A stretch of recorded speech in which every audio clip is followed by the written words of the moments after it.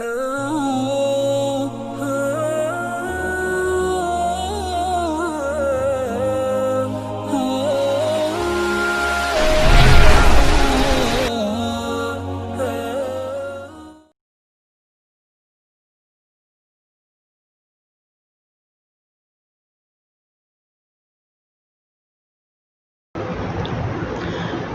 لله رب العالمين والصلاة والسلام على سيد الأنبياء والمرسلين وعلى آله وأصحابه وأمته أجمعين. أما بعد، فأعوذ بالله من الشيطان الرجيم. بسم الله الرحمن الرحيم. قال الله تبارك وتعالى: والفجر وليال عشر والشفع والوتر والليل إذا يسر هل في ذلك قسم لذي حجر.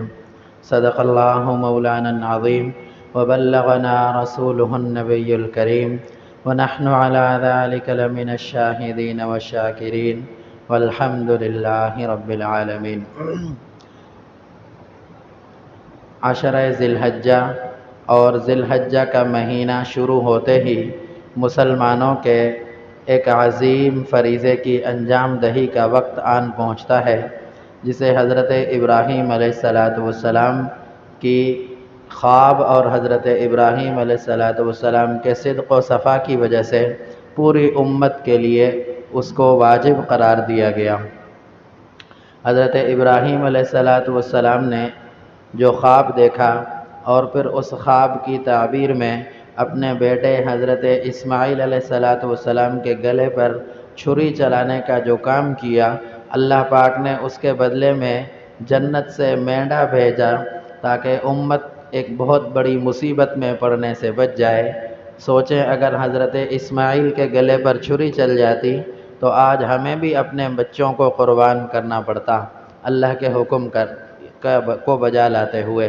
لیکن اللہ تبارک و تعالی نے سہولت والا معاملہ فرمایا کہ بجائے بیٹے کے ذبح ہونے کے آسمان سے اللہ پاک نے دمبا بھیجا اور اس کی قربانی کی گئی. تو اللہ پاک کو یہ عمل اتنا پسند آیا کہ اللہ پاک نے ہر صاحب حیثیت اور ہر مالدار آدمی پر قربانی کرنے کو واجب قرار دیا. اور قربانی ایک ایسا عظیم فریضہ ہے کہ جس کی ادائیگی میں صرف اور صرف رب کی رضا مقصود ہو تو یہ عمل اللہ کے ہاں کارگر ہوتا ہے. لَن يَنَالَ اللَّهَ لُحُومُهَا وَلَا دِمَاؤُهَا وَلَكِن يَنَالُهُ التَّقْوَى مِنكُمْ. نہ قربانی کے گوشت سے اللہ کو کوئی فائدہ ہے، نہ قربانی کے جانور کے خون کے بہنے سے اللہ پاک کو کوئی فائدہ ہوتا ہے. صرف اور صرف تمہارا تقوی، تمہاری ایمانداری، تمہاری اللہ کی محبت کو اللہ پاک مد نظر رکھتے ہوئے تمہیں اس کا اجر عطا فرماتے ہیں. صحابہ کرام نے پوچھا: ما ہی الاضاحی یا رسول اللہ، اے اللہ کے نبی، یہ قربانی کرنا کہاں سے شروع ہوا اور ہمیں کیوں کر کہا جاتا ہے کہ جانور کے گرے پر چھری چلاؤ؟ تو آپ علیہ السلام نے فرمایا: سنت ابیکم ابراہیم، یہ تمہارے باپ ابو الانبیاء حضرت ابراہیم علیہ السلام کی سنت اور ان کا طریقہ ہے. اور پھر صحابہ نے سوال کیا: یا رسول اللہ، ہمیں اس قربانی کے اجر و ثواب میں کیا ملے گا؟ تو حضور اقدس صلی اللہ علیہ وسلم نے فرمایا: بِكُلِّ شِعْرٍ حَسَنَةٌ، اس جانور کو جس کو قربان کیا جا رہا ہے، اس کے ہر بال کے بدلے میں قربانی کرنے والے کو ایک نیکی ملے گی. صحابہ کرام نے عرض کیا: یا رسول اللہ، پھر اون کا کیا بنے گا؟ وہ دمبے اور بھیڑ کے جسم پر جو روئیں میں سے رواں نکل رہا ہوتا ہے، اس کے بال تو گنے بھی نہیں جاتے. یا رسول اللہ، اس کا کیا بنے گا؟ آپ علیہ السلام نے فرمایا: اس کے بھی ہر ایک جز اور ہر ایک بال کے بدلے میں اللہ پاک تمہیں ایک نیکی مرحمت فرمائیں گے. تو یہ اتنی بڑی نیکی اور اتنی بڑی اللہ کی طرف سے ایک حساب سے مہمان نوازی ہے جس کے مسلمانوں کو ہر سال انتظار رہتا ہے. ہر سال مسلمان بڑھ چڑھ کر قربانی کے حوالے سے تیاریاں بھی کرتے ہیں اور اللہ کی دربار میں اپنے نذرانے بھی قربانی کے طور پر پیش کیا کرتے ہیں. تو قربانی سے پہلے عشرہ ذی الحجہ آتا ہے. عشرہ ذی الحجہ کی بھی بہت بڑی فضیلت رسول اللہ صلی اللہ علیہ وسلم سے منقول ہے.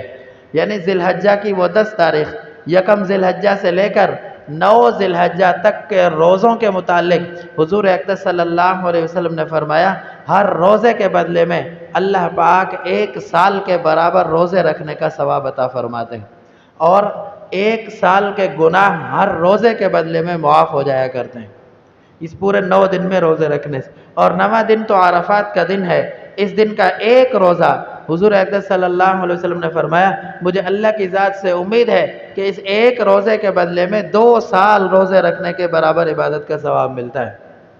اور اس عشرے کی جو 10 راتیں ہیں، قرآن مجید میں اللہ پاک نے ان 10 راتوں کی قسم کھائی ہے، والفجر ولیال عشر، 2 چیزوں کی قسم کھائی گئی، ایک فجر کے وقت کی اور دوسرے ان 10 راتوں کی۔ فجر کے وقت کے متعلق قسم کھا کر اللہ پاک نے فجر کے وقت کی اہمیت کا اندازہ بتلا دیا کہ فجر کا وقت اتنا اہم ہے، اسے سونے میں نہ خرچ کیا جائے بلکہ اسے اپنے کام کاج میں خرچ کیا جائے۔ حدیث میں آتا ہے اللہ تبارک و تعالی رزق تقسیم کرنے والے فرشتوں کو آسمانوں پر سے نازل فرماتے ہیں، وہ زمین میں جا کے چکر لگاتے ہیں، جو سویا ہوا ہوتا ہے اس کا رزق چھوڑ دیا جاتا ہے، اور جو فجر کے وقت جاگ رہا ہوتا ہے، اپنے کام میں لگا ہوتا ہے یا اللہ کی عبادت میں مشغول ہوتا ہے، اس کا رزق اس کے حوالے کر دیا جاتا ہے۔ تو اس لیے فجر کے وقت کی اہمیت کے ساتھ اس کی اہمیت کو اجاگر کرنے کے لیے اللہ پاک نے فجر کے وقت کی قسم کھائی۔ دوسری قسم فرمایا ولیال عشر، قسم ہے 10 راتوں کی۔ مختلف تفسیر والوں نے ان 10 راتوں سے مراد ذی الحجہ کے مہینے کی ابتدائی 10 تاریخوں کو قرار دیا ہے، یعنی 1 ذی الحجہ سے لے کر 10 ذی الحجہ تک کی یہ جو 10 راتیں ہیں، ان میں سے ہر ایک رات کے اندر عبادت کرنے کا ثواب شب قدر میں عبادت کرنے کے برابر ہے۔ اور شب قدر کی عبادت ایک رات کی متعلق فرمایا کہ ایک رات لیلۃ القدر خیر من 1000 شہر، اس ایک رات کی عبادت کرنا شب قدر میں ایک رات کی عبادت 1000 مہینوں کی عبادت کے برابر ہے۔ اسی طرح ان 10 راتوں میں سے ہر ایک رات میں عبادت کرنا لیلۃ القدر کی رات میں عبادت کرنے کے مترادف اور عبادت کرنے کے برابر ہے۔ تو اس لیے عشرہ ذی الحجہ کو، ذی الحجہ کی ان 10 تاریخوں کو، ان 10 راتوں کو، ان 10 دنوں کو خصوصاً اہتمام کے ساتھ اللہ کی عبادت میں صرف کرنا ہم مسلمانوں کے لیے انتہائی سعادت اور انتہائی نفع کی بات ہوگی۔ اگر ان 10 دنوں میں ہم کوئی فضول کام نہ کریں، اگر ان 10 دنوں کے احترام میں ہم اگر دن میں گرمی کی وجہ سے روزہ نہ بھی رکھ سکیں، تب بھی رات کا کچھ حصہ اپنی عبادت کے لیے ہم مخصوص فرما لیں تاکہ ہم شب قدر میں عبادت کرنے کے مستحق ٹھہر جائیں۔ اللہ پاک ہمیں سب کو توفیق عطا فرمائے۔ ہم یوں ہی جس طرح وقت ضائع کرتے ہیں، کوئی اندازہ نہیں کہ موت کب آ جائے، اس لیے ان 10 تاریخوں کو غنیمت جانیں، ان 10 راتوں کو اپنے لیے ایک بہت بڑا اللہ کی طرف سے انعام سمجھیں، اور ان 10 راتوں میں خوب آہوزاری کر کے اپنے لیے، اپنے گھر والوں کے لیے اور اپنی امت کے لیے خیر کی دعائیں مانگیں تاکہ یہ 10 دن اور یہ 10 راتیں ہمارے لیے عبادت کا بہت بڑا حصہ ہمارا اس کے اندر ڈل جائے۔ قربانی کے متعلق دوسری بات، میں آج کی اس مجلس میں صرف قربانی پر ہونے والے چند اعتراضات کے جوابات دینا چاہتا ہوں۔ قربانی تو آپ حضرات کے علم میں ہے ہی کہ اللہ کی طرف سے مقرر کردہ ایک فریضہ ہے۔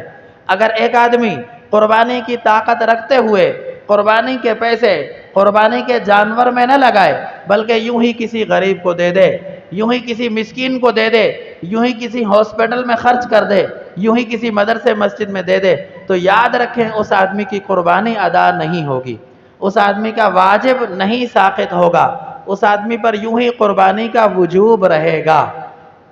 اس وقت عالمی طور پر خصوصاً مسلمانوں کے ذہنوں میں نت نئے بیج بونے کے لیے، مسلمانوں کے ذہنوں سے اپنی پرانی روایات کرید کر نکالنے کے لیے قربانی کے اس اتنے اہم ترین فریضے پر ایک لبرل طبقہ خواہ کے اعتراضات اٹھاتا ہے۔ وہ آئے دن یہ باتیں کرتا ہے کہ اتنے سارے پیسے، کروڑوں اربوں روپے مسلمان جانوروں کے گلوں پر چھریاں چلانے کے لیے خرچ کر دیتے ہیں، کیا ہی بہتر ہوتا ان تمام پیسوں سے مسلمانوں کے فلاحی اور رفاہی کام کیے جاتے، مسلمانوں کے لیے روڈ اور سڑکیں بنائی جاتی، مسلمانوں کے لیے کوئی غریبوں کو قرض دینے کی کوئی اسکیمیں بنائی جاتی، غریب مسلمانوں کے لیے کوئی روزگار مہیا کرنے کی چیزیں پیدا کی جاتی، کوئی روزگار کے مواقع فراہم کیے جاتے تاکہ یہ غریب ان مواقع سے فائدہ اٹھاتے اور سال بھر اور زندگی بھر اپنی ایک نہج پہ گزارتے، یوں کیوں نہ کر لیا جائے؟ اعتراض یہ ہوتا ہے کہ یہ لاکھوں اربوں روپے قربانی پر خرچ کرنے کے بجائے ان کو یوں خرچ کر لیا جائے تو شاید مسلمانوں کے لیے فلاح و بہبود کے زیادہ مواقع نکل آئیں، مسلمان شاید خوشحال ہو جائیں۔ اس جواب دینے سے پہلے میں آپ سے ایک درخواست کرتا ہوں کہ پتہ نہیں اس لبرل طبقے کو صرف اسلامی احکامات کی ادائیگی کے وقت ہی پیٹ میں مروڑ کیوں اٹھتا ہے؟ حج کے موقع پر یہی لبرل طبقہ چیختا ہوا آپ کو نظر آئے گا کہ کعبۃ اللہ کے طواف کرنے سے پہلے کسی مجبور انسان کے گھر کا طواف کر لو، شاید وہاں بھوک افلاس ہو، وہاں راشن ڈلوا دو، تمہیں حج پر جانے سے زیادہ ثواب ملے گا۔ یہ لبرل طبقہ آپ کو کہتا ہوا نظر آئے گا۔ صرف اور صرف اسلامی احکامات پر ان کو پیٹ میں مروڑ اٹھتا ہے۔ آپ اسی لبرل طبقے کے سامنے امتحاناً 1.5 لاکھ روپے والا موبائل جیب سے نکالیں اور کہیں کہ صاحب میں یہ موبائل لے کر آیا ہوں، تو وہ آپ کو کہے گا واہ جی واہ، بڑے خرچے کرنے لگ گئے ہو، یہ بتاؤ پارٹی کب دے رہے ہو؟ لیکن اگر اسی کے سامنے آپ کہو کہ میں 1.5 لاکھ روپے کا جانور لے آیا ہوں تو فوراً منہ بن جائے گا، او بھائی کیا ضرورت تھی، ہلکے پھلکے میں بھی تو گزارا ہو سکتا تھا، آدھے میں جانور لے آتے، آدھے کسی غریب کو دے دیتے۔ یہی بات اس کو موبائل، گاڑی یا کسی اور چیز پر جب پیسے لگتے ہوئے دیکھیں گے تو نہیں، کہنے کا موقع نہیں ملے گا۔ اس کو موقع صرف اور صرف اسی موقع پر ملے گا جب آپ کسی اہم ترین فریضے کی ادائیگی کے لیے پیش رفت کر رہے ہوں گے، جب آپ اپنے پیسے اللہ کی رضا جوئی میں خرچ کرنے کے لیے کمر بستہ ہو چکے ہوں گے، تب ان کی طرف سے یہ اعتراض اٹھائے جائیں گے کہ جی یوں نہیں تو یوں کر لیتے تو زیادہ بہتر ہوتا۔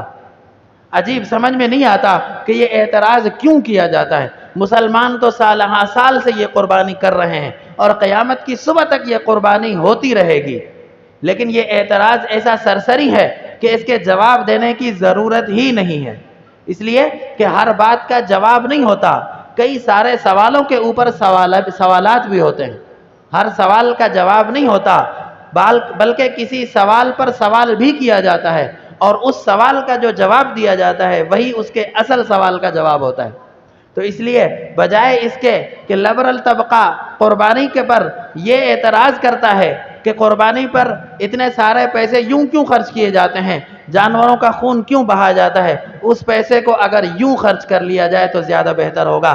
ہم ان سے پوچھتے ہیں کہ تمہیں قربانی پر ہر سال اعتراض رہتا ہے، تم بتاؤ آج تک تم نے کتنے رفاہی ادارے ان قربانی کے پیسوں سے قائم کیے؟ تم ہماری قربانی پر اعتراض کرتے ہو تو تم لازمی بات ہے قربانی نہیں کرتے ہوگے۔ تم قربانی نہ کر کے کتنے رفاہی ادارے اب تک قائم کر چکے ہو، ذرا ان کا رزلٹ ہمارے سامنے لایا جائے۔ تم ہر سال قربانی نہ کر کے کتنے غریب مسلمانوں کو روزگار دلا چکے ہو، ذرا اس کا بھی ڈیٹا نکال کر ہمارے سامنے رکھا جائے۔ اگر دیکھ لیتے ہیں، اگر تم نے 10-5 سالوں میں کئی سارے روزگار کے مواقع فراہم کر دیے، تم نے ان 10-5 سالوں میں کئی گھروں کے بجھے چولہے جلا دیے، تو ہم بھی پھر اپنے اس فیصلے پر نظر ثانی کریں گے، ورنہ تمہارے محض ڈھکوسلوں سے ہم پیچھے ہٹنے والے نہیں ہیں۔ اگر یہ وہ سارا آڈٹ ہمارے سامنے لے کر بھی آئے تب بھی ہم قربانی جیسے اہم فریضے کو نہیں چھوڑیں گے، لیکن صرف ان کا منہ بند کرنے کے لیے ایک لبرل طبقہ جو ہمیشہ مسلمانوں کی اسلامی روایات پر کیچڑ اچھالنے کی جسارت کرتا رہا ہے، اور اس بد نصیب کی گھٹی میں یہی چیز پڑی ہوئی ہے۔ اللہ پاک نے ان کے دماغوں کو اس طرح بنایا ہے کہ یہ صرف اور صرف اسلامی احکامات پر اعتراض کر سکتے ہیں۔ اسلامی احکامات کی وجہ آوری شاید ان کے مقدر، ان کے نصیب میں لکھی ہی نہیں ہے، ان کو صرف اور صرف اعتراض کرنا آتا ہے۔ دوسرا اعتراض ان کا یہ ہوتا ہے کہ اتنے سارے معصوم جانوروں کے گلوں پر کیوں چھری چلا دی جاتی ہے؟ اسلام تو خون خرابے سے منع کرتا ہے، اسلام تو اپنے دشمنوں کو بھی معاف کر دینے کا حکم دیتا ہے، یہاں تم ایک معصوم جانور کے پاؤں کو رسیوں سے باندھ کر ادھر ادھر گھسیٹ کر کھینچا تانی کر کے اس کے گرے پر تیز دھار آلہ یعنی چھری چلا کر اس کی زندگی کے چراغ کو گل کر دیتے ہو، یہ کیسی مسلمانی ہے؟ یہ اعتراض بھی کیا جاتا ہے۔ تو اس اعتراض کا جواب یہ ہے کہ یہ جانور اللہ نے پیدا کیے ہیں اور اللہ ہی نے ان کو قربانی کرنے کا حکم دیا ہے، اجازت تو کیا بلکہ حکم دیا ہے۔ جب اللہ نے پیدا فرمائے، اللہ نے اپنے بندوں کو ان کے قربان کرنے کا حکم دیا، تو پھر بات ختم ہو گئی. تم کون ہوتے ہو اعتراض کرنے والے؟ روزانہ کروڑوں کی تعداد میں کٹنے والی اس مظلوم مرغی کا انہیں کبھی آج تک احساس نہیں ہوا کہ یہ کیوں کٹ رہی ہے. کبھی آپ نے ان کے منہ سے نہیں سنا کہ اس کو کیوں کاٹا جا رہا ہے, اس کے انڈے کھا کے گزارا کرو. وہاں تو یہ چرغے اور مرغے مسلم کھاتے نہیں تھکتے, لیکن جب قربانی کا موقع آتا ہے تو ان کو گائے اور بھینس اور بکریاں بڑی معصوم نظر آنے لگتی ہیں کہ یہ معصوم ہیں, ان کے گلوں پر چھریاں کیوں چلائی جاتی ہیں. اور اللہ پاک نے, میں آپ سے عرض کروں, اللہ پاک نے ان حلال جانوروں کی نسل کا تعلق قربانی کے ساتھ رکھا ہے. یہ جتنے قربان ہوں گے اتنے بڑھیں گے. آپ نے ہر سال منڈی میں دیکھا ہوگا کہ تعداد ڈبل بلکہ ٹرپل ہو جاتی ہے. اور جن کو یہ ذبح کرنے سے منع کرتے ہیں, آپ آسان سی مثال کتوں کی لے لیں, ان کو ذبح نہیں کیا جاتا تو ان کے بچے 12-13 کے ہوتے ہوئے بھی 2-3 بچتے ہیں. اور دوسری طرف گائے ایک بچہ دیتی ہے, وہ بڑا ہو جاتا ہے. بکریاں 2-3 بچے دیتی ہیں, ان کے اندر اللہ پاک برکت ڈال دیتے ہیں. تو جو جانور قربانی میں ذبح کیے جاتے ہیں برکتیں ان میں زیادہ ہوتی ہیں. جن جانوروں میں قربانی نہیں ہے یا نہیں کی جاتی وہ جانور اتنے پھلتے پھولتے اور بڑھتے نہیں ہیں. ہرنی کی قربانی ہماری شریعت کے اندر جائز نہیں ہے, تو ہونا تو یوں چاہیے تھا کہ آج روڈ رستے ہرنیوں سے بھرے ہوئے ہوتے, جس آدمی کا جی چاہتا پکڑ کے آتا. لیکن ایسا کچھ نہیں ہے, یہ نسل نایاب ہے. تو اگر ان جانوروں کی نسل کی بقا ہم ضروری سمجھتے ہیں تو ان کو اللہ کے راستے میں اگر یوں ہی قربان کیا جاتا رہا تو ان کی نسل دن بدن بڑھے گی. جس دن ان کی نسل کی قربانی ختم ہو گئی اس دن ان کی افزائش کی بھی رک جائے گی. انڈیا کے اندر گائے کی قربانی پر پابندی ہے, وہاں گائے اتنی عام نہیں ہے کیونکہ قربانی ہی الاؤ نہیں ہے, قربانی ہی جائز نہیں ہے. تو جس جانور کی قربانی کی جاتی ہے اللہ پاک اس کی نسل کے اندر برکتیں ڈال دیتے ہیں. تو یہ دوسرا اعتراض بھی ان کا کسی اہمیت کا حامل نہیں ہے کہ کسی جانور کو کیوں ذبح کیا جاتا ہے جبکہ ایک مظلوم ہے. تو اس کا جواب یہ ہے کہ جب اللہ نے اجازت دی ہے تو تم کون ہوتے ہو اعتراض کرنے والے. یہ دو اعتراض ان کے مین اور اہم ہیں جن کے جوابات میں نے اپنی ادنا سوچ کے مطابق آپ حضرات کے سامنے رکھ دیے. اب آگے چلتے ہیں قربانی کی حکمتیں اور مصلحتیں. سب سے بڑی قربانی کی ادائیگی کی مصلحت اپنے اللہ کا حکم ہے.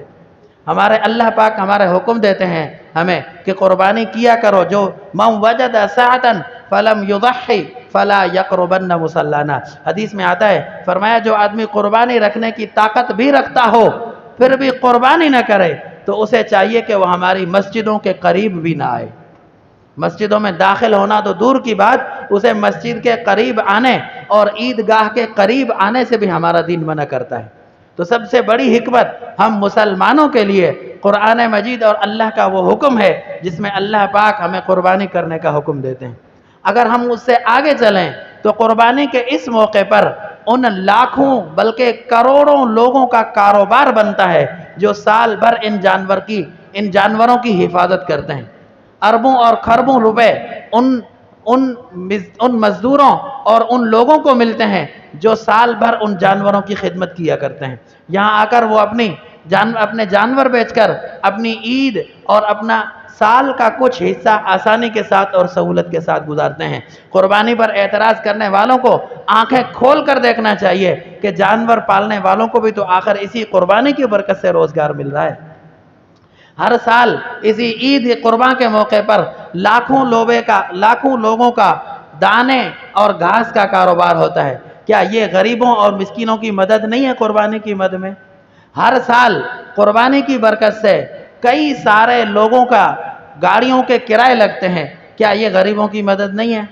ہر سال اسی قربانی کی وجہ سے کئی سارے ایسے گھرانوں کے اندر گوشت پہنچتا ہے جو پورا سال گوشت کی نعمت سے محروم ہوتے ہیں. ان کی جیب میں اتنے پیسے نہیں ہوتے کہ وہ گوشت خرید کر کھا سکیں, لیکن اس کے باوجود یہ سب کچھ ہو کر بھی قربانی کے اس موقع پر اللہ پاک انہیں بھی محروم نہیں رکھتے. سوائے چند گھروں کے ہوتا ہوگا ضرور, لیکن اکثریت غریبوں کے گھروں میں بھی اللہ تبارک و تعالی قربانی کے اس موقع کی وجہ سے گوشت پہنچاتے ہیں. تو کیا یہ غریبوں کا فائدہ اس لبرل طبقے کو نظر نہیں آتا کہ اتنے سارے غریبوں کو گوشت مل رہا, اتنے سارے غریبوں کی گاڑیوں کے کرائے بن رہے, اتنے سارے غریب لوگوں کو جانوروں سے نفع مل رہا. بلکہ آپ نے تو کئی سارے ایسے لوگوں کو دیکھا ہوگا جو جانور اندر منڈی سے لے کر آ کر روڈ پہ بیچتے ہیں اور روڈ پر کھڑے کھڑے ان کی دہاڑی بن جاتی ہے۔ تو یہ غریبوں کی مدد نہیں ہو رہی ہے۔ غریبوں کی مدد کو اگر سینگ نہیں ہوتے تو میں سمجھتا ہوں یہی غریبوں کی مدد ہے۔ اسی طرح ہی غریب کا پیٹ پلتا ہے اور اسی طرح ہی اس کا روزگار اسے مہیا ہوتا ہے۔ صرف اس ایک موقع پر لاکھوں نہیں بلکہ کروڑوں لوگوں کو روزگار میسر ہوتا ہے۔ اس وقت سوزوکی اور مزدا والوں کا کام جب تیز ہوگا تو آپ ان سے ذرا ریٹ پوچھئے گا، پھر آپ کو اندازہ ہوگا کہ ان کو روزگار فراہم ہوتا ہے یا نہیں ہوتا، ان کو روزگار ملتا ہے یا نہیں ملتا۔ تو یہ ساری باتیں، یہ ساری چیزیں اسی عید قربان کے موقع پر ہی لوگوں کو بتلانے کی ضرورت بھی ہوتی ہے، اور اس لبرل طبقے کا منہ بند کرنے کی بھی ضرورت ہوتی ہے، جو آئے دن نئے نئے ہتھیاروں سے لیس ہو کر میڈیا اور اپنے قلم کا سہارا، مختلف اخبارات، الیکٹرانک اور سوشل میڈیا کا سہارا لے کر مسلمان کی نئی ذہنوں کو خراب کرنے کا پلان بناتے ہیں، اور نئی ذہنوں کو خراب کر کے وہ سمجھتے ہیں کہ ہم بہت بڑا تیر مار رہے ہیں، جبکہ وہ اپنی دنیا اور آخرت کے لیے اپنا الاؤ تیار کر رہے ہیں، اپنی آگ تیار کر رہے ہیں۔ بہرحال ہمیں قربانی کے مقاصد کو سامنے رکھ کر ابھی سے یہ عزم، ابھی سے یہ حوصلہ رکھنا ہوگا کہ اگر ہم پر قربانی لازم ہے، میں مختصر سا عرض کر دیتا ہوں، قربانی ہر اس شخص پر واجب ہے جس کے پاس 52.5 تولہ چاندی کی قیمت یا اس قیمت کا ضرورت سے زیادہ سامان پاس ہو، اس آدمی پر قربانی کرنا واجب ہے۔ 1 تولہ چاندی کی قیمت ہر روزانہ بڑھتی اور گھٹتی ہے، کچھ پتہ نہیں ہے کتنی ہے۔ جس دن آپ کو اپنے نصاب کا حساب کرنا ہو، اس دن اندازہ لگا لیں کہ میرے پاس اتنے پیسے ہیں ضرورت سے زائد، میرے پاس اتنا سامان ہے جس کے اتنے پیسے ہیں، ان دونوں کو ملا کر اپنے پیسے لکھ لیں کہ اتنے پیسے بچتے ہیں، اور ایک دن صرافہ بازار کا چکر لگا کر چاندی کا ریٹ معلوم کر لیں کہ فی تولہ چاندی کتنے کی ہے، پھر 52.5 تولہ چاندی کا حساب لگا لیں کتنے پیسے بنتے ہیں۔ اگر آپ کے پاس اتنے یا اس سے زائد پیسے ہیں، بھلے اس پر سال نہ بھی گزرا ہو، تب بھی قربانی کرنا لازم ہے۔ پھر آپ حصہ رکھیں، آپ الگ سے بڑا جانور لے آئیں یا آپ چھوٹا جانور لے آئیں، آپ کی قربانی ادا ہو جائے گی۔ ایک اور بڑی اہم بات، جانور خریدنے کے بعد کا مرحلہ، یہ انشاءاللہ اگلے چند جمعے یہ مرحلہ وال سلسلہ چلائیں گے، لیکن فی الحال میں صرف اتنی بات عرض کر رہا ہوں کہ خدا را جانور اگر آپ خرید کر لے آئے ہیں تو اچھی بات ہے، لیکن اس کو نام و نمود کا ذریعہ مت بنائیے، اسے ان چھوٹے معصوم بچوں کے ہاتھ میں مت دیں جن سے اگر چھوٹ جائے تو کسی کا نقصان کرے۔ شہروں کے اندر بہت رواج ہو گیا۔ کل میں ایک جگہ سے گزر رہا تھا، ایک بپھرا ہوا جانور کسی معصوم سے بچے کے ہاتھ میں تھا، اس سے چھوٹا اور ساتھ میں بالکل اس کے ساتھ سے یوں گزرا، میں نے اسپیڈ تیز کر کے جان چھڑائی، یقین مانے اگر میں تھوڑا سا بھی سلو ہوتا تو کام ہو جانا تھا۔ تو اس طرح میں تو نکل گیا، لیکن نامعلوم اسے خود کو نقصان پہنچا، جانور کو نقصان پہنچا یا جانور نے کسی کو نقصان پہنچایا تو کون ذمہ دار ہوگا؟ اس لیے جانور اگر آپ لے آئے ہیں تو اچھی بات ہے، لیکن اس کی حفاظت بھی آپ خود کریں، اس کو سنبھالے بھی خود، معصوم بچوں کے ہاتھ میں نہ دیں، ورنہ جانور کا خود کا بھی نقصان ہو سکتا ہے، آپ کے اپنے معصوم کا بھی نقصان ہو سکتا ہے، اور ساتھ میں کسی اور کو بھی یہ جانور نقصان دے سکتا ہے۔ اللہ پاک ہمیں اس قربانی کرنے کی توفیق بھی عطا فرمائے، اور اس قربانی پر اپنی نیت بھی درست کرنے کی توفیق عطا فرمائے، اور اللہ پاک اس قربانی کی برکت سے ہمارے مسائل کو بھی حل فرمائے اور آنے والی مشکلات اور مصائب کو حل فرمائے۔ اللہ پاک ہم سب کو عمل کی توفیق عطا فرمائے۔ وآخر دعوانا ان الحمد للہ رب العالمین۔